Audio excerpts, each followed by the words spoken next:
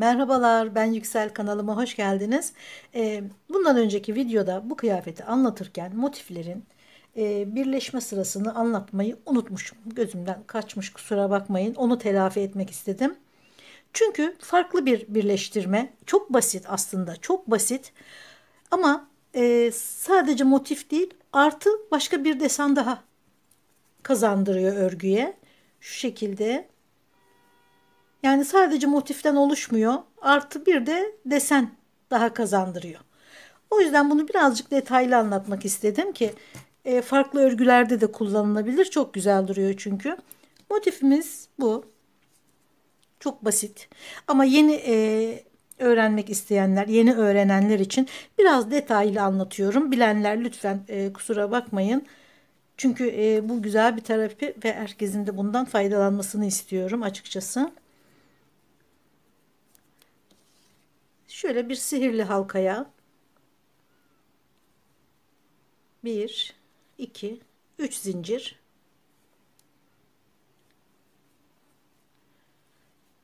bir trabzan, bir trabzan daha. Çektiğimiz zincirle birlikte 3 trabzan. Araya 2 zincir, tekrar 3 trabzan.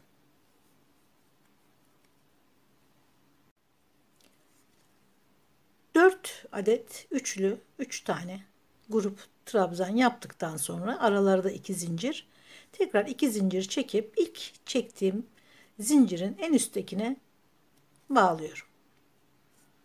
Şimdi ana rengi beyaza geçeceğim. Şu ortaya gelmem gerekiyor. Hemen dibindeki ilmeklerin üzerlerine kaydırarak, ilmek kaydırarak geliyorum. Ama tabii sonuncusunu çıkarmadan şu son trabzanın üzerindekini iplik değiştireceğim orada. Bu şekilde ve ortaya batıyorum. Tekrar ilmek kaydırıyorum. İpin rengini de değiştirmiş oldum. Gene 3 zincir. Bağladığım ipleri de içinden olabildiğince yürütüyorum. 3 trabzan, 2 zincir,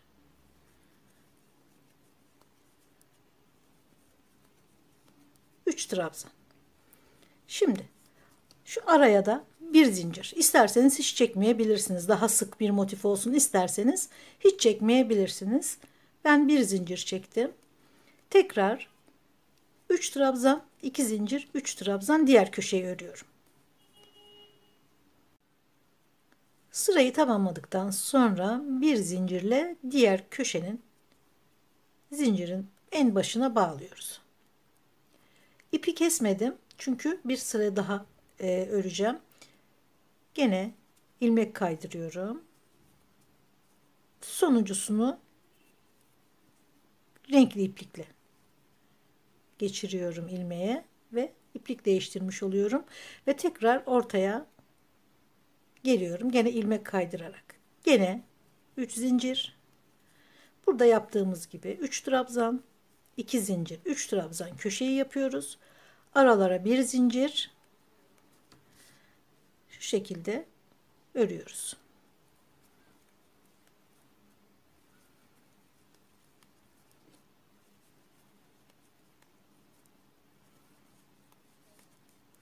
Bir zincir, araya 3 trabzan,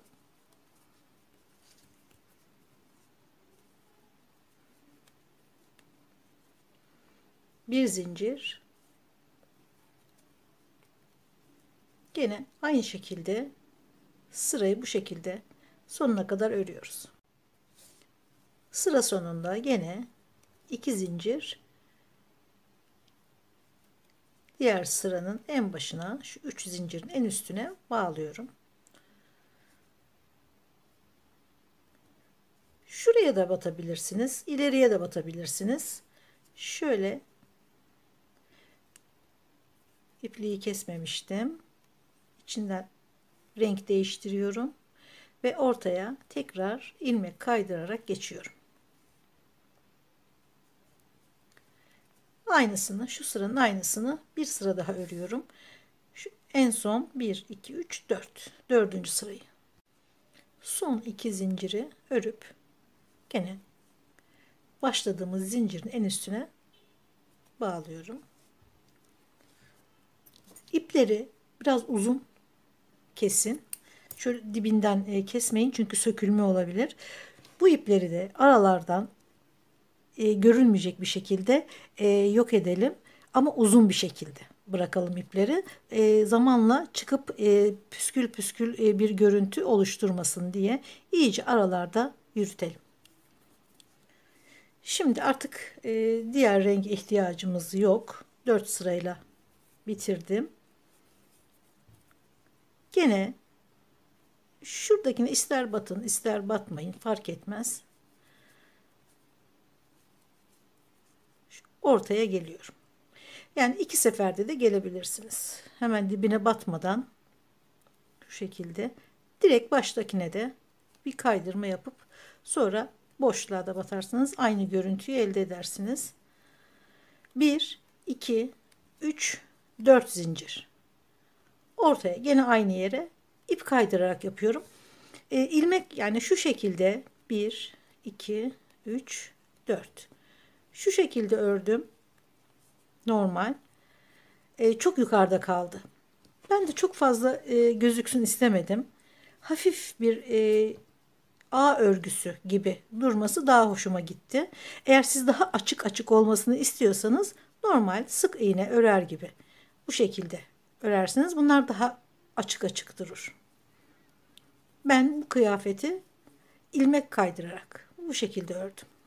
1 2 3 4. Tekrar araya 1 2 3 4. 1 2 3 4. 1 2 3 4. Aynı yere köşe yapıyoruz.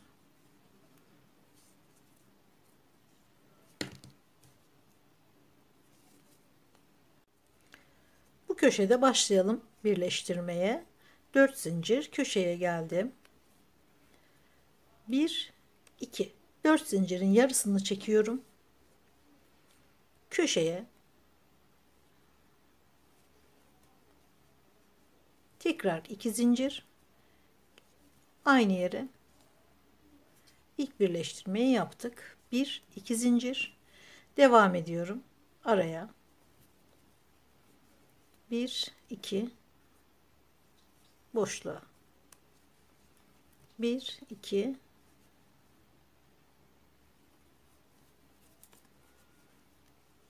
2 zincir boşluğa. Bu şekilde birleştirmeleri tamamlıyorum. Tekrar 2 köşeye 2 zincir köşeye gene 2 zincir aynı yere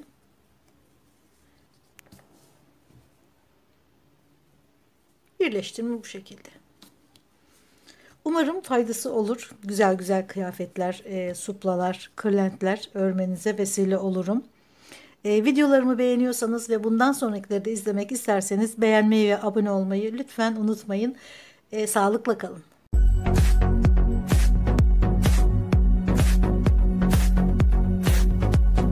Merhabalar, ben Yüksel, kanalıma hoş geldiniz.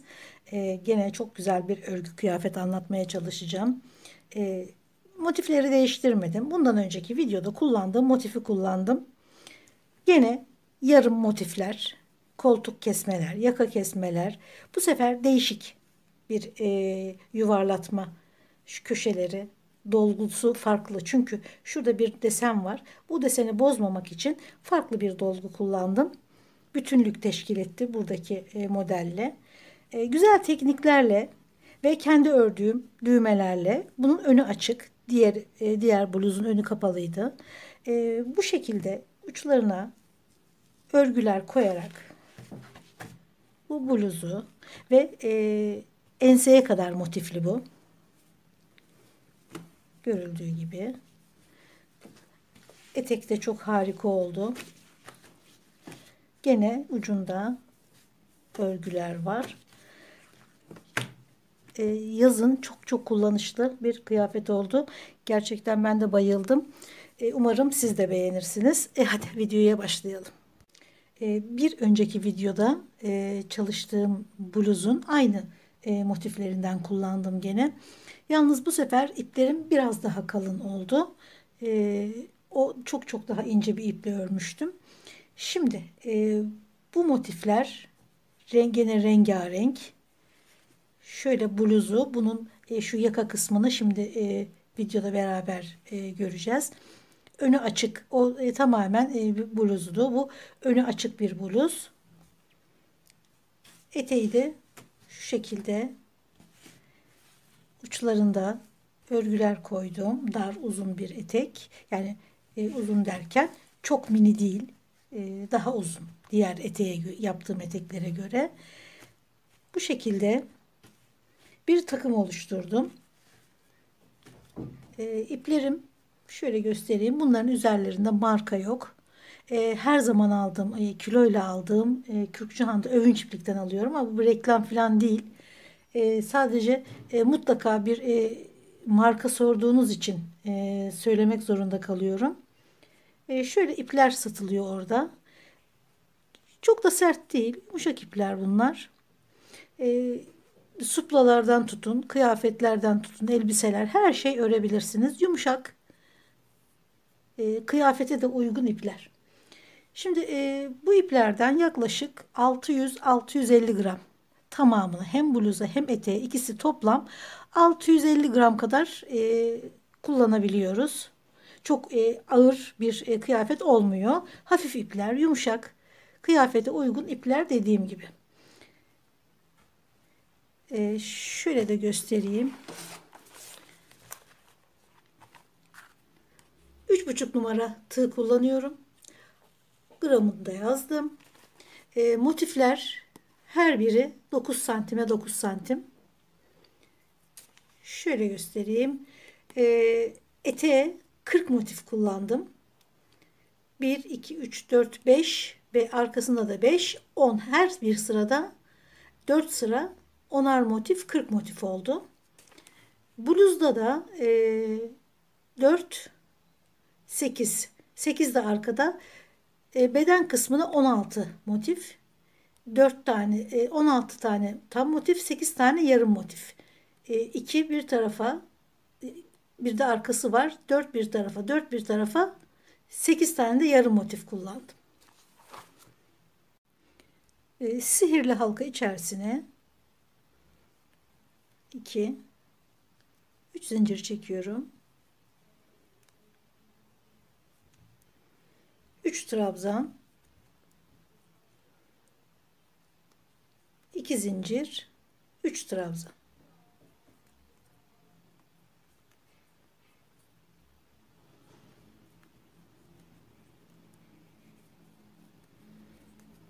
Bundan 2 tane daha örüyorum. 2 zincir. İlk başladığım 3 zincirin en tepesine bağlıyorum.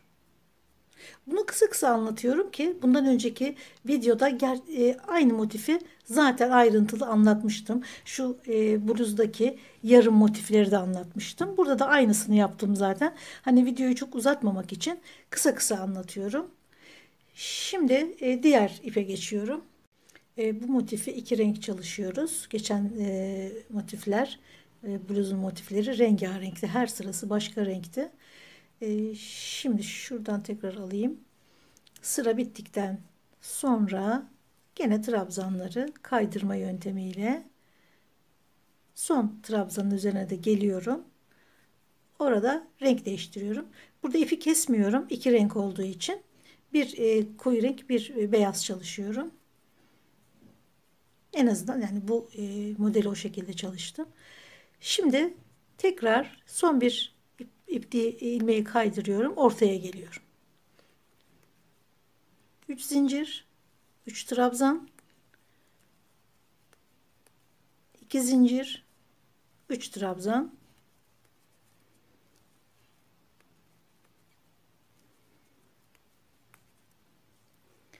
araya sadece bir tane, hatta hiç çekmeyebilirsiniz daha sık olmasını istiyorsanız motiflerin.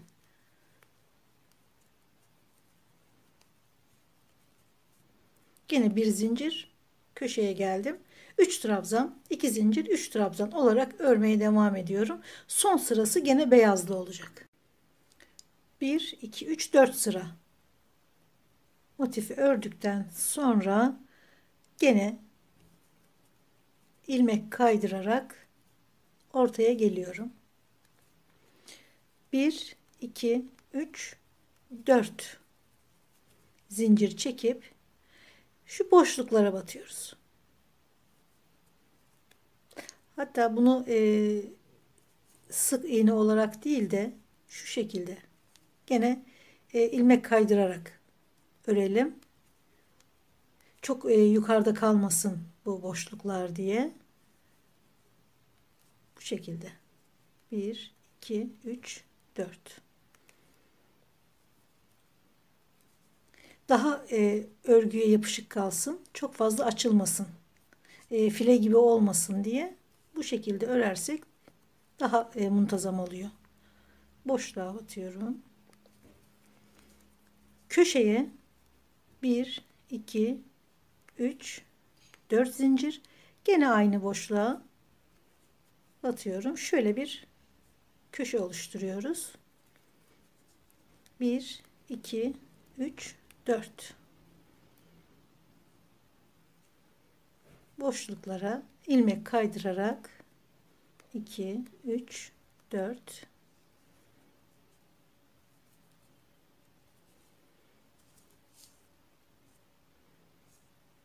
bu şekilde devam ediyoruz.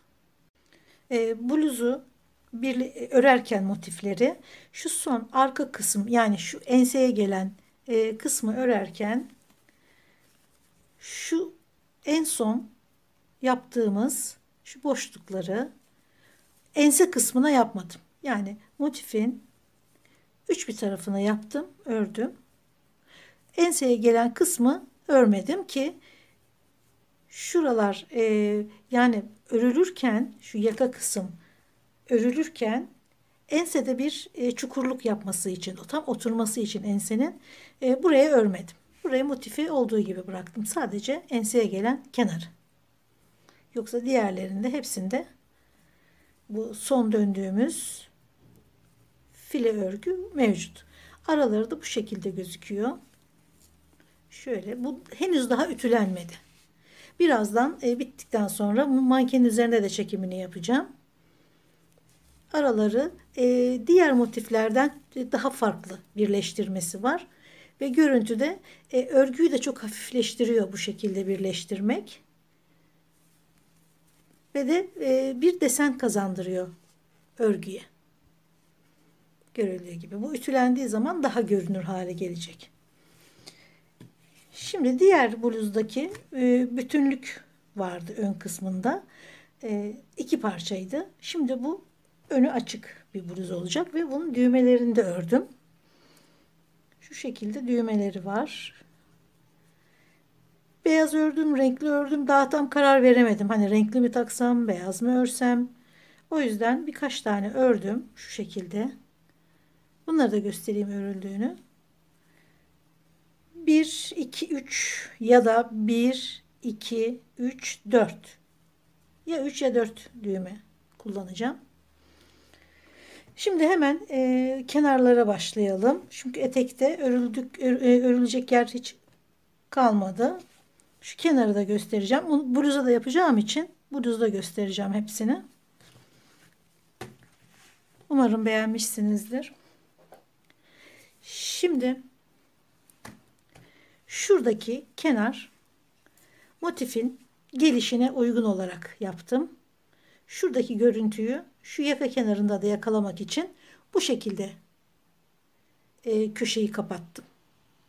Diğer bluzda farklı örmüştüm. Bu da farklı oldu. Yani her videoda mutlaka başka bir ayrıntısı olacak ki sizin de işinize yarasın. Yani hem böyle çalışabilirsiniz hem diğer türlü çalışabilirsiniz. Yoksa videolar hepsi birbirinin aynı olur. Bir köşeye yaptım. Şimdi diğer köşeye öreceğim.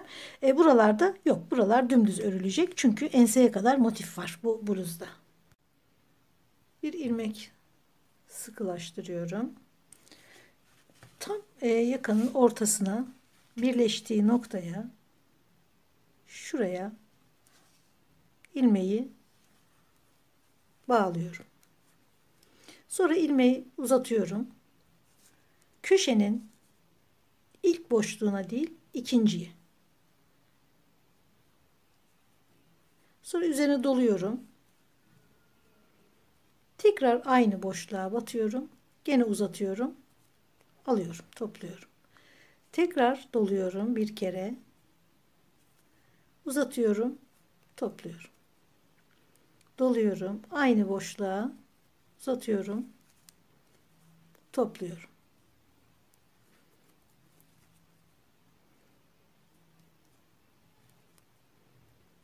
Üst üste bindirmeden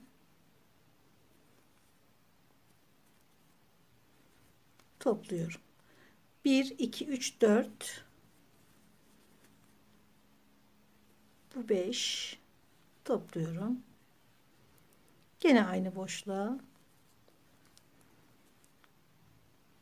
3, 4, 5, 6, 7.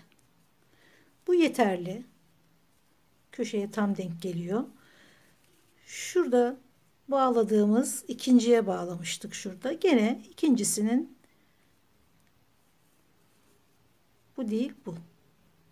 Şöyle göstereyim. İlkine değil ikincisine bağlıyorum.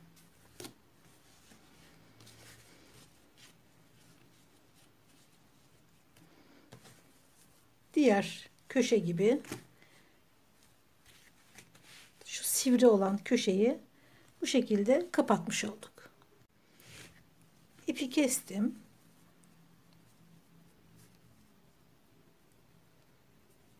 Şuradan ipi kaybedeceğim. Şu iki ipi de aralardan yürüterek kaybedeceğim. Şimdi şu ön kısımdaki 4 tane sık iğne, 4 sıra sık iğne öreceğiz her bir kenara. Sol tarafa düğme dikeceğiz. Sağ tarafa da ilik ya da birit yapacağız.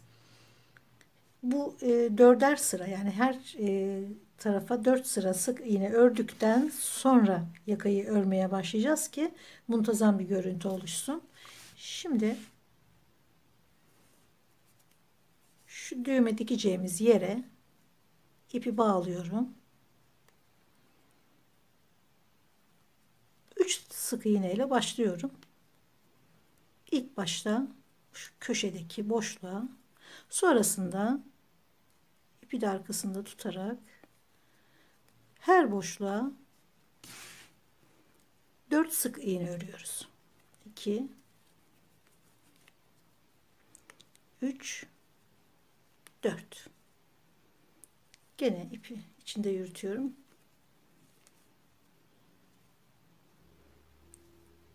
Her boşluğa 1, 2, 3, 4. Başa kadar ilerliyorum. Şu motif bağlantı yerleri, ek yerlerine gene her boşta, buraları atlamayalım. Yoksa büzer örgü.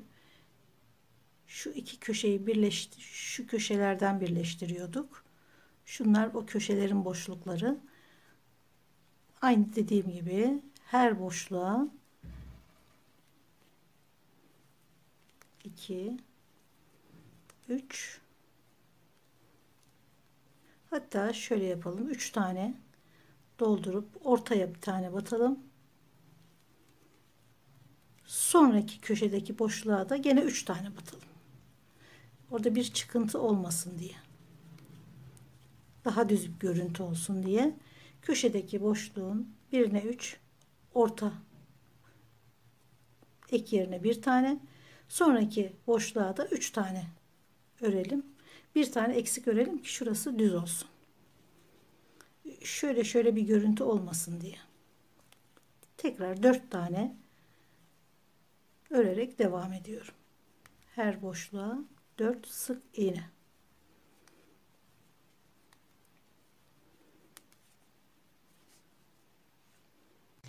Son boşluğa 2 tane sık iğne örüyorum.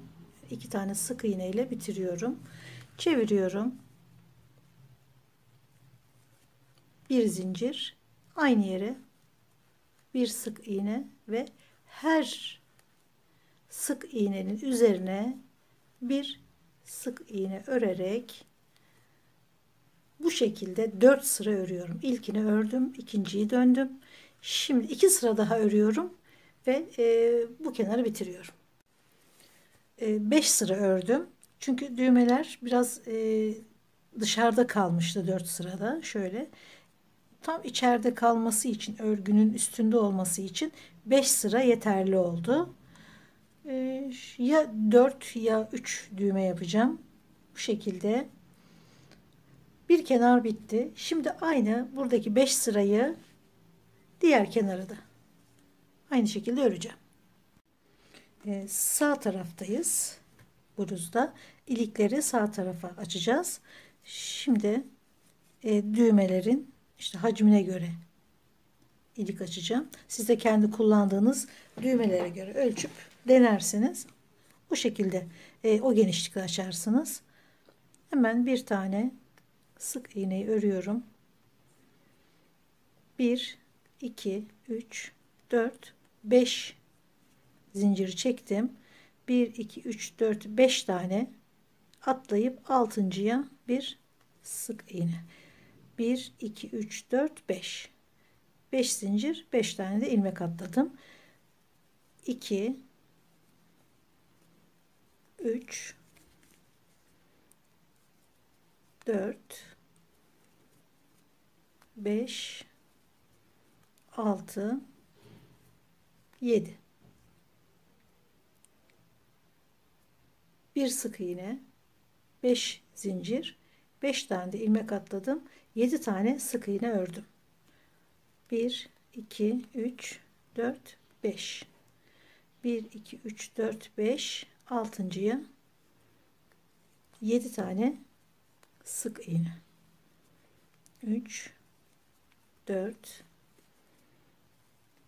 5 6 7 1 2 3 4 5 1 2 3 4 5 altıncıya 1 2 3 4 5 6 7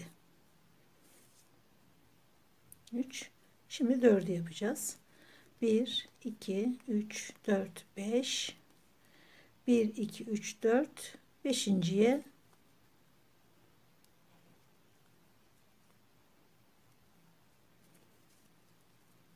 bir sık iğne. 1 2 3 4 tane ilik açtık. Şimdi dönüyorum. Bir zincir, boşluğa 5 tane zincir çekmiştik. Şimdi 5 tane dolduruyoruz. 3 4 5 devam ediyoruz. 5 zincir çektiğimiz boşlukları 5 sık iğne ile dolduruyoruz. Sıra sonuna kadar bu şekilde örüyorum. Gene 5 zincire 5 sık iğne. Sonrasında bu 3. sıraydı. Sonrasında 2 sıra daha örüyorum. Toplam 5 sırada bitiriyorum. Şimdi ipi şu kısımdan, düz kısımdan, ön yüzünden hemen en baştaki şu örgüye hemen bağlıyorum. bir altı batıp sıkılaştırıyorum iyice ve devam ediyorum. 2 3 1 2 3 4 5 şu boşluğa da, motifin ortasındaki boşluğa da 2 kere batıyorum. 1 2 3 4 5 6 sık iğne örüyorum. Sonra üzerine doluyorum. Burada bir meyil oluşturacağız. Hemen köşedeki ilk boşluğa çakma sık iğne, yani yarım trabzan örüyoruz. 1 2 3 4. Şöyle yukarı doğru, kola doğru yükselecek. 5 tane sık iğneyi ördük. Sonraki ilk boşluğa 4 tane çakma sık iğne, yani yarım trabzan ördüm. Doluyorum. Şimdi 2 3 trabzan, sonrasında diğer boşluğa bir sık iğne doluyorum. Hemen ilk baştaki şu dolgu olan yerin ilk baştaki ilmeğe 1 2 3 sık iğneyi yaptıktan sonra tam ortasına gelen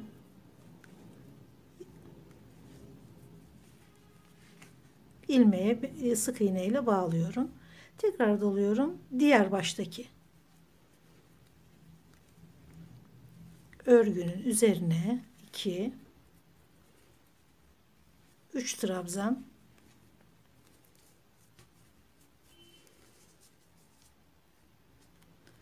ve sonraki boşluğa bir sık iğne. Şöyle yaptık. Dönüşte hemen baştaki 1 2 3 4 5 tane sık iğne ördük. Şu köşe boşluğu bitene kadar. Şu köşedeki. Sonraki ilk boşluğa 4 tane çakma sık iğne ördükten hemen yanındaki boşluğa 3 trabzan ördük. Ortadaki şu boşluğa birleştirdik. Köşeyi kapattığımız dolgunun hemen başındaki ilmeğe 3 tane trabzan, ortaya gelen yere bir sık iğne, hemen diğer baştaki ilmeğe 3 trabzan ve yandaki boşluğa bir sık iğne. Bu şekilde yakayı yuvarlak hale getirdik.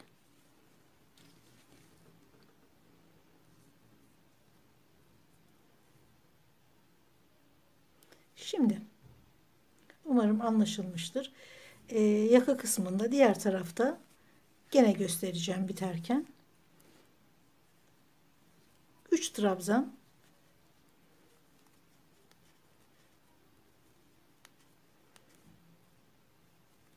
diğer boşluğa bir sık iğne. Şimdi yaka kısmına geliyor. Ense kısmına geliyoruz. Yalnız şu ek yerlerine de şu köşeler vardı. Şurada birleşiyordu. Her iki boşluğa da örgü yapacağız. Yani burası ek yeridir diye hemen diğer motife atlamıyoruz. Hemen yani bu boşlukları takip ediyoruz. Her boşluğa batıyoruz ki böyle örgü büzülmesin, küçülmesin. Yoksa kasar, hem kol ağızları hem önler hem ense toplarsa birbirine örgü hiç güzel olmaz. Şu yanındaki boşluğa bir sık iğne doluyoruz. Gene 3 trabzan, bir sık iğne olarak devam ediyoruz. Şuraya kadar. Şu ense kısmında şurada görünen son sıra file örgü diyelim. Şu enseyi örmemiştim ki şu ense kısmına biraz çukurluk versin. Tam otursun boyuna diye. Orayı da şu şekilde öreceğiz. Kafes olmadığı için. Son 3 trabzanı ördüm. Üçlü trabzanın ortasına sık iğne doluyorum. Boşluğa 3 trabzan.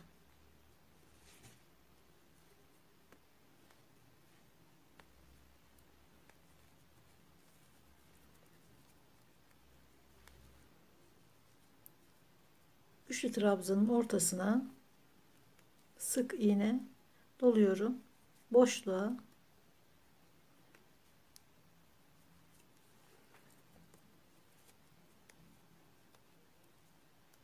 3 trabzan. Gene tam ortaya bir sık iğne, boşluğa 3 trabzan. Aynı şekilde devam ediyorum. Bütün boşluklara batarak örüyorum. Şu köşelerde. Orayı da bir geçelim. 3 trabzan. Ortadaki trabzana bir sık iğne, diğer boşluğa, yani ek yeri burası, 3 boşluğa bir sık iğne, sonra diğer boşluğa 3 trabzan. Bu şekilde bütün boşlukları hiç atlamadan, bu motiften bu motife örmeden geçmiyoruz. Her boşluğa batarak ense kısmında bu şekilde tamamlıyoruz ve gene ördüğümüz gibi şu kısma gelene kadar örüyorum. Burayı bir daha göstereyim. Şimdi şu köşe dolgu yaptığımız taraftayım. 3 trabzan, bir sık iğne ördüm. Doluyorum. En baştaki ilmeğin üzerine 3 trabzan,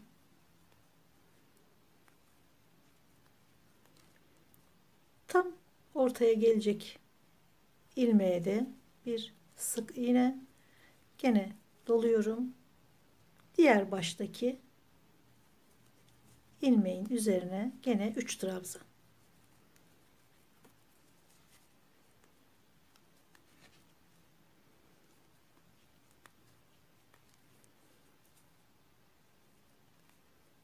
Boşluğa bağlıyorum. Gene 3 trabzan.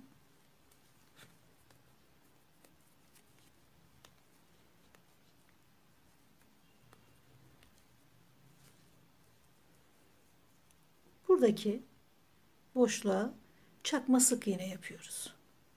Gene doluyorum. 1 2 3 4. Bundan sonrası şu köşeye kadar sık iğne örmüştük. Diğerini normal 1 2 3 4 5 sık iğne ile bitiriyoruz.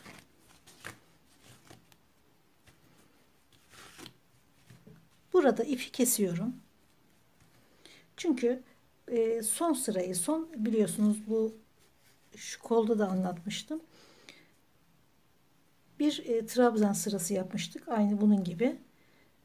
Sonra da bir sık iğne ile bitirmiştim örgüyü. Şimdi bunun bir sık iğne örgüsü kaldı. Şimdi buradan devam edersem örgünün tersi gözükecek. Yani şurayı örersem örgünün düz tarafı bana doğru kalacak ve dışarıya şöyle bir görüntü olacak. Ben de bunu istemiyorum. Düz tarafında örgüsü düz olsun istiyorum. O yüzden burada kesiyorum ipi.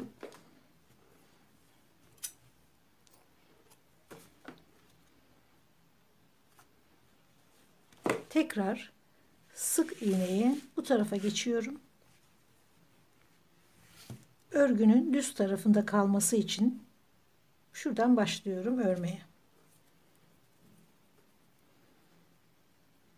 en baştaki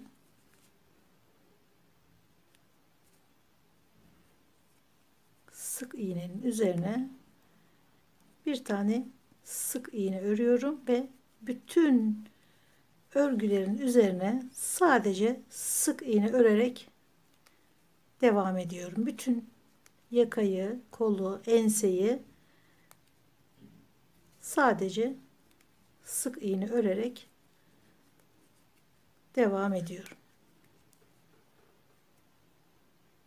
Şimdi kol nasıl ördüm onu göstereyim. Diğer kol gibi. Şurada birleşme kol altı, koltuk altında birleşme noktasında ipi sabitliyorum. Bir sık iğne.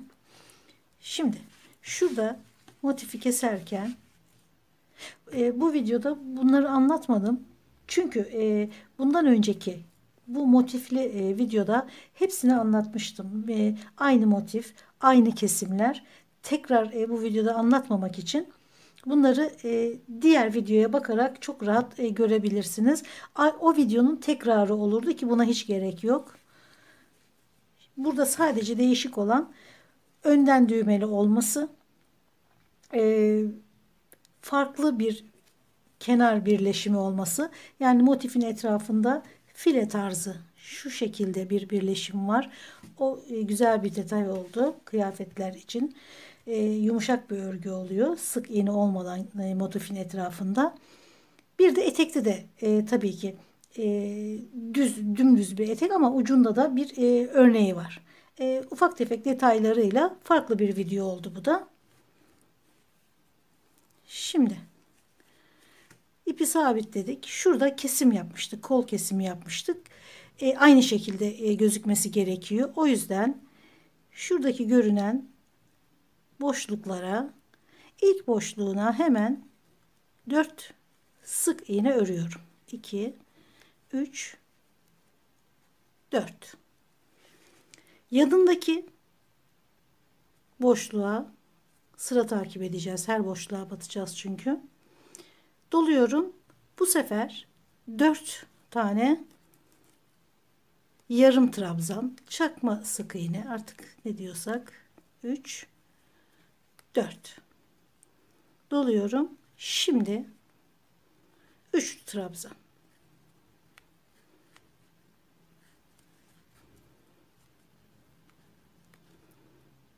bir sık iğne, yakada yaptığımız gibi aynısını burada da örüyoruz. Üçlü trabzan, bir sık iğne. Şurada kesime uygun olarak şöyle göstereyim.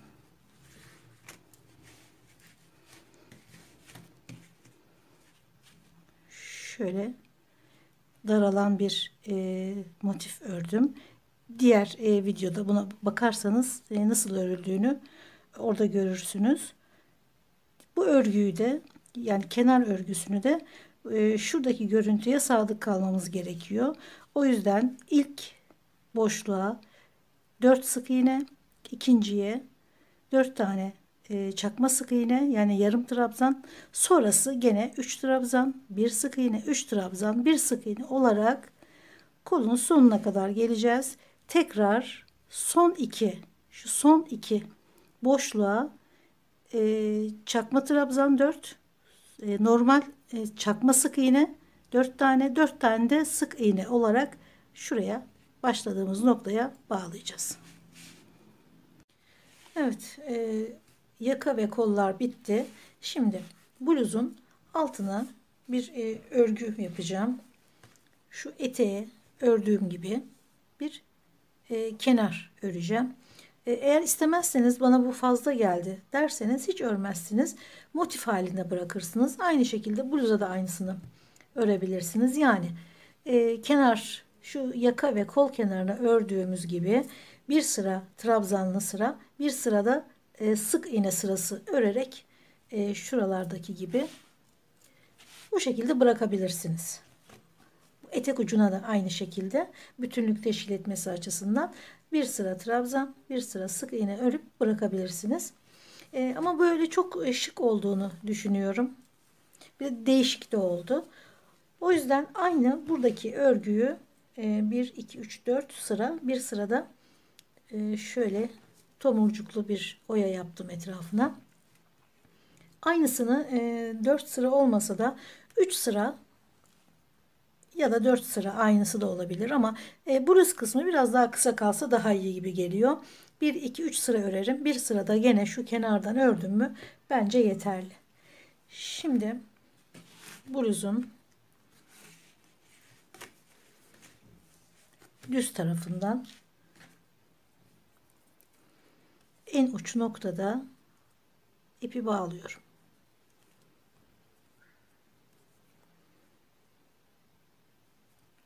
Bir sık iğne ile de sıkılaştırıyorum. 1, 2, 3, 4 zincir çekiyorum. Doluyorum. Birinci sıradayız. 2, 3, dördüncü sık iğne sırasına, burası da 5. sıra. 4. sıraya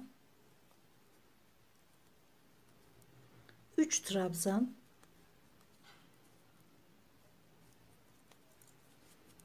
2 zincir, 3 trabzan.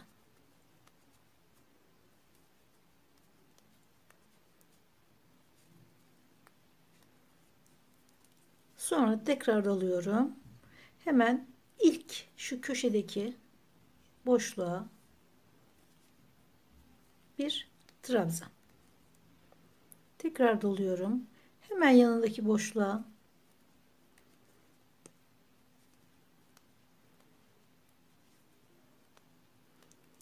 üç trabzan, 2 zincir,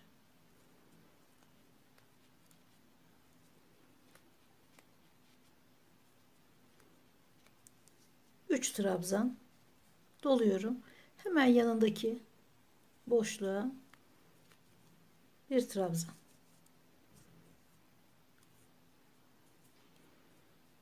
Şu başlangıç, şuradaki tek trabzan yerine geçen zincirimiz bu bizim. Sonrasında 3 trabzan, 2 zincir, 3 trabzan, hemen yanındaki boşluğa bir trabzan. Sıra sonuna kadar bu şekilde örülüyor. Doluyorum. Hemen yanındaki boşluğa 3 trabzan, 2, 3, 2 zincir, 3 trabzan daha. 3. Hemen yanındaki boşluğa bir trabzan. Tekrar 3 trabzan, 2 zincir, 3 trabzan, bir trabzan diye devam ederek sıranın diğer ucuna kadar örmeye devam ediyorum. Sıra sonunu başladığım gibi bitirdim. Tersini çeviriyorum. 1, 2, 3, 4 zincir. Şuradaki gene tek trabzanı oluşturuyorum. Üzerine dolayıp 3 trabzan,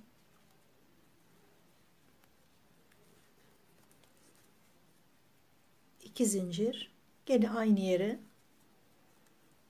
3 trabzan.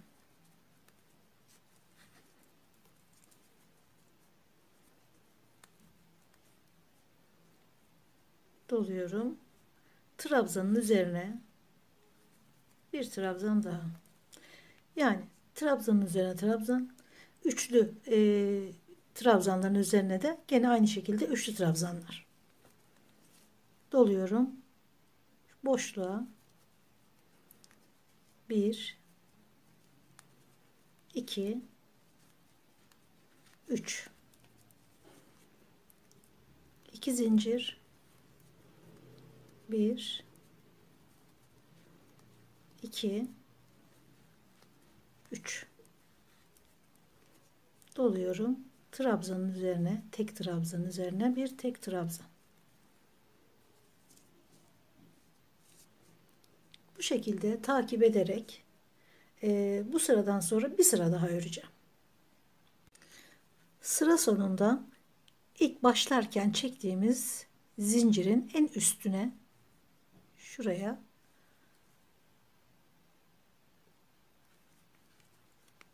bir trabzan örüyoruz. Tekrar çeviriyorum diğer sırayı örmek için. Gene 1 2 3 4 doluyorum. Boşluğa 3 trabzan,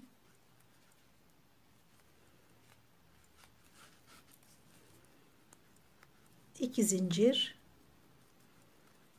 3 trabzan. Tekrar bir trabzan. Gene deseni olduğu gibi devam ediyorum. 3 sıra örüp son oya sırasından sonra bitirecektim ama denk gelmedi. Yani örgünün yüzüne denk gelmedi son oya sırası. İpi de koparıp tekrar bağlamak istemedim. Bir ek daha olsun istemedim. O yüzden 4. sırayı da ördüm. Şimdi örgünün düzüne denk getirerek, zaten etekte de aynı sırada örgü vardı. Şimdi şu ortaya gelmem gerekiyor. 1 2 3 4 zincir çekiyorum. Gene ortaya geliyorum. 1 2 zincir, trabzanın dibine kaydırma yöntemiyle bağlıyorum. Tekrar 2 zincir, gene şöyle dibine şu şekilde bir trabzan daha, 2 zincir, gene dibinden şu iki ipi alıyorum. İlmeği kaydırarak çıkartıyorum. 3 trabzan oldu. Şimdi dördüncüyü örüyorum. 1 2 zincir, hemen trabzanın en üstüne şu 2 zincirin de altına şu 2 tane ipi alıyorum ve ilmeği kaydırıyorum. 4 trabzanı tomurcuklarını da yaptım ve ortadaki trabzanın üzerine bir sık iğne ile bağlıyorum. Doluyorum.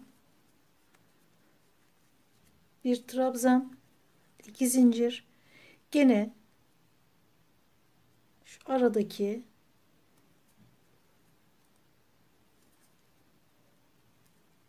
kaydırarak bağlıyorum. Tekrar bir trabzan, 2 zincir, dibine bağlıyorum.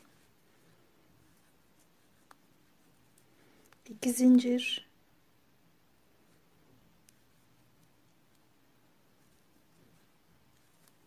bir trabzan daha, 1 2 3 dördüncüyü yapıyorum. Hemen dibine bağlıyorum ve ortadaki tek trabzana bir sık iğne. Son sırayı da bu şekilde örerek devam ediyorum. Örgü tamamen bitti. Düğmelerini de diktim. Şöyle göstereyim. Dokusuna çok güzel uydu örgü düğme. Örmesi de çok kolay. Kanalımda çanta sapı tariflerim var. Örgüsü sanki içinde bir malzeme varmış gibi çok sert dolgulu çanta sapları. Aslında içinde hiçbir dolgu malzemesi yok. Sadece örmesinden kaynaklanan bir teknik. O teknikle ördüğüm zaman bu şekilde dolgulu düğmelerdi. Yani ben zaten oradan yola çıkarak ördüm bu düğmeleri de. Hemen göstereyim. O çanta sapının örmesini bilen bu düğmeleri de yapması kolay olur. Çantalarda örgü sapı seviyorsanız o videolarıma da bakabilirsiniz. Çakma sık iğne yapmıyorum. Normal yapıyorum. Sihirli halka içerisine 2, 3, 4, 5, 6. Şimdi 10 tane dolduracağım sık iğneyi. Daha küçük düğme için bu yeterli. Yani ne kadar iliğinize göre düğmeyi örersiniz. Bir kere denersiniz. Hangisi ebat iyi oluyorsa onu örersiniz. 2, 3, 4, 5, 6, 7, 8. Şimdilik bu yeterli olsun. Bu örnek için yapıyorum zaten. Bunlar 10 tane oldu. Ama 8 tane de 9 tane de yeterli. Şimdi birleştirmiyoruz sırayı. Amigurumi örer gibi ya da vayu örer gibi sırayı birleştirmeden yüz yuvarlak örüyoruz. Şöyle çeviriyorum. Şu arkada görünen, şu pirinç taneleri gibi görünen yerlere batıyoruz ilk sırada. Örgünün yüzü, yani normalde batmamız gereken şunlar, ama onlara değil, tam arkasındaki şu ilmeklere batıyoruz.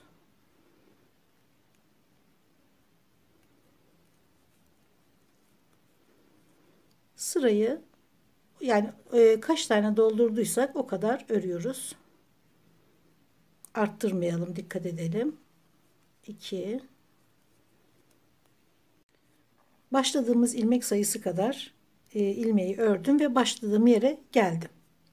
Sadece şuradaki pirinç gibi görünen yerlere batarak. Şimdi üçüncü sırasında örgü bize dönük olan şurası. Arkasındaki şu ilmeğe batmıştık. Şimdi bu sefer hem buna hem bir alttaki sıradan hemen üstteki ipi alıyoruz. Gene bize dönük olan ilmek burası. Hemen arkasındaki o pirinç tanesi gibi duran ve de bir altta da zaten görünüyor nereye batacağımız, hemen belli ediyor kendisini.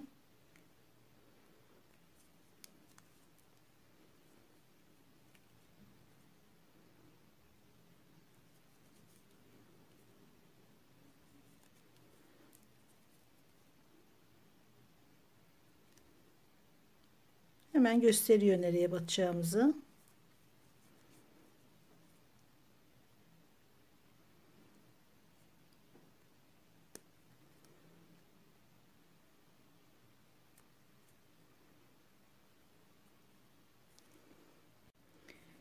Başladığımız ilmek sayısı kadar ördüm. Başladığım yere geldim. Gene birleştirme yapmıyoruz. Devam ediyoruz. Gene şu örgüler arkasında kalan, yine o şu pirinç tanesi gibi yere batıyoruz. Fakat aynı zamanda bir alt sırada şurada görünen ipi de alıyoruz. Hemen hizasında olan, bir altında olan ipi de alıyoruz. Bu dolguyu yapan örgü tekniği oluyor. Tekrar şuradaki örgünün arkasında kalan şu pirinç tanesi gibi duran yeri alıyoruz.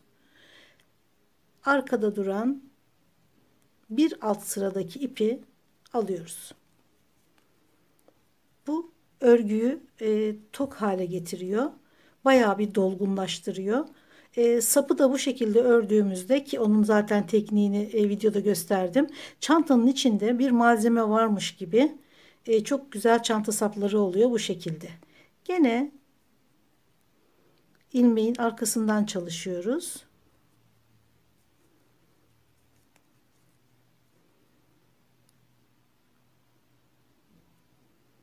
Bir tane diş buradan alıyoruz.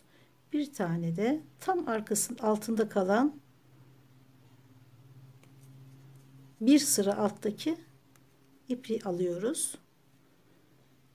Gene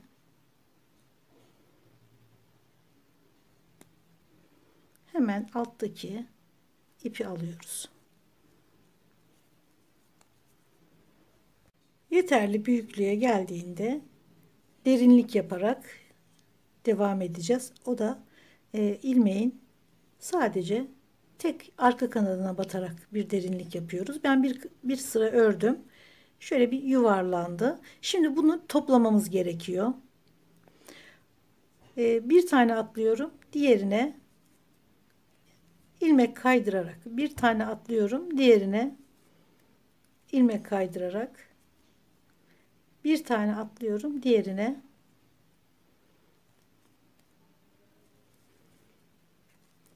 bu tekniği kullanarak çok büyük çok kocaman bu dekoratif düğmeler de yapabilirsiniz. Tek düğmeli kıyafetler oluyor. Bir tane süslü düğme ile tamamlıyorlar kıyafeti. Öyle bir düğme de yapabilirsiniz. Fazla ilmekle başlayarak, yani ben bunu 8 ya da 7 ilmekli sık iğne ile başladım. Şunlar 9-10 sık iğne ile, yani ona göre büyütebilirsiniz. Bir tane atlayıp diğer ilmeği ilmek kaydırarak küçültüyorum şurayı. Bir kere daha yapıyorum.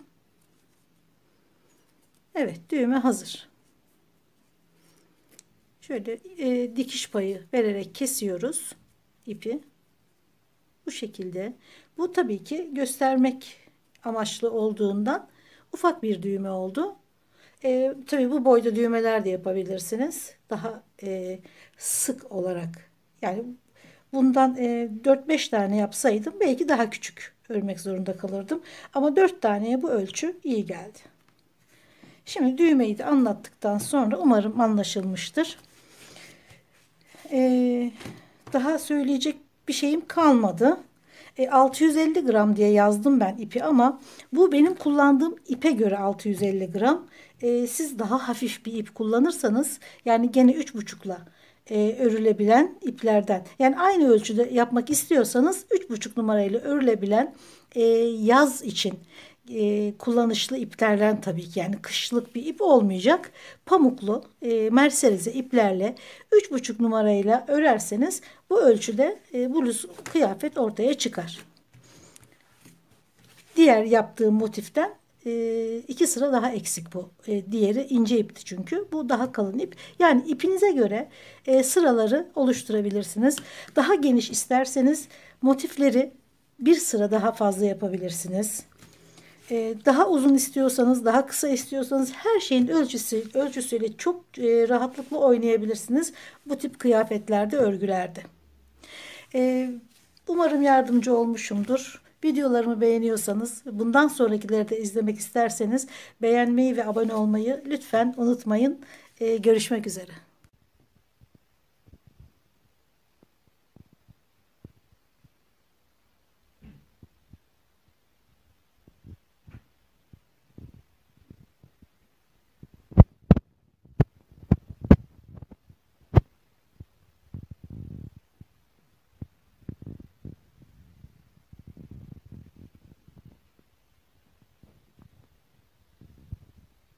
Yiyecek gibi olsun.